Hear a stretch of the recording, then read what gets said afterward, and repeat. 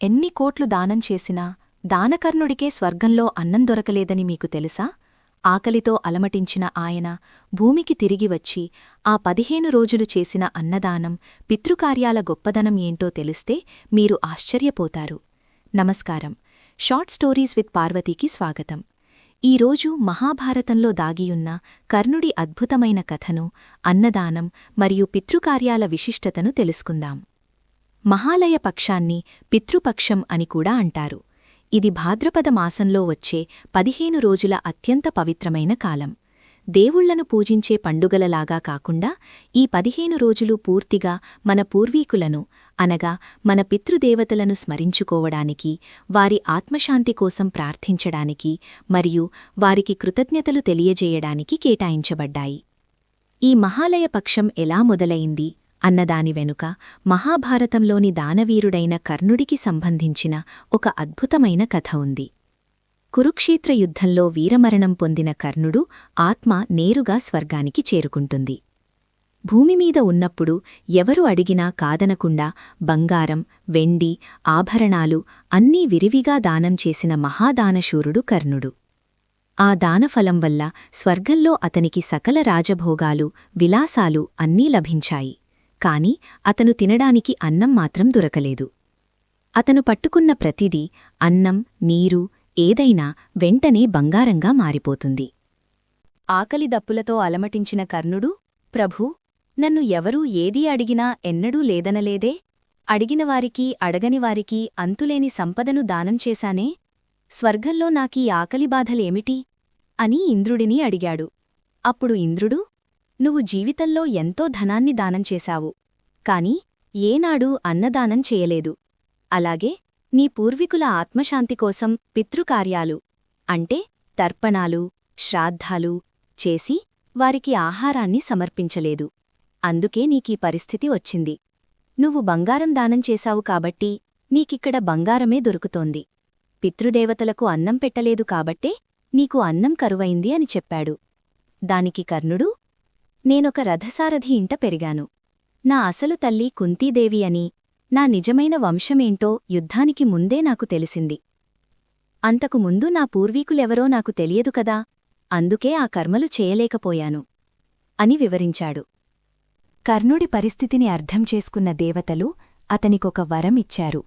కర్ణుణ్ణి తిరిగి భూలోకానికి వెళ్లి సరిగ్గా 15 రోజులపాటు తన పూర్వీకులకు తర్పణాలు, శ్రాద్ధకర్మలు మరియు పేదలకు అన్నదానం చేయడానికి అనుమతి ఇచ్చారు.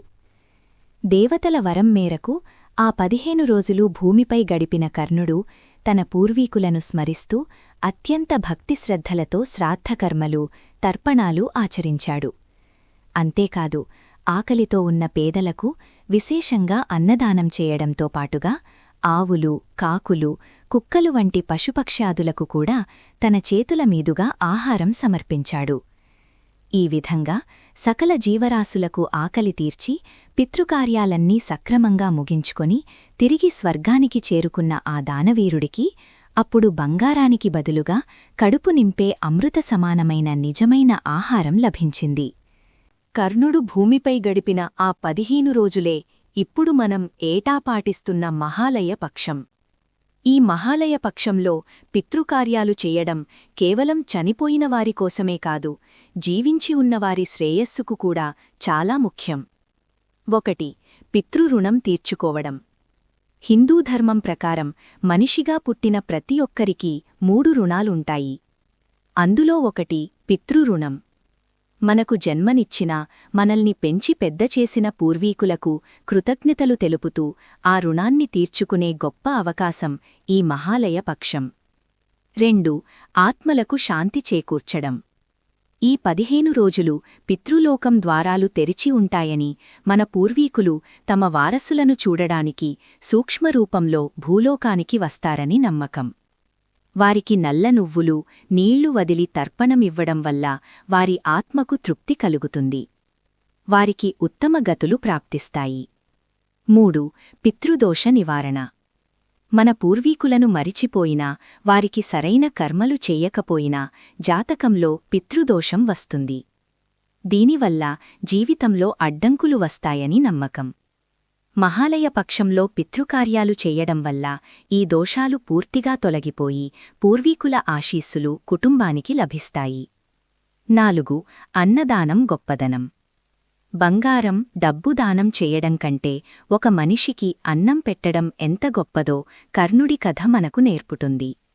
ఈ రోజుల్లో పేదవారికి, బ్రాహ్మణులకు, అలాగే కాకులు, ఆవులు, కుక్కలకు ఆహారం పెట్టడం వల్ల విశేషమైన పుణ్యఫలం దక్కుతుంది. మహాలయ పక్షం మన మూలాలను గుర్తుచేసుకునే కాలం.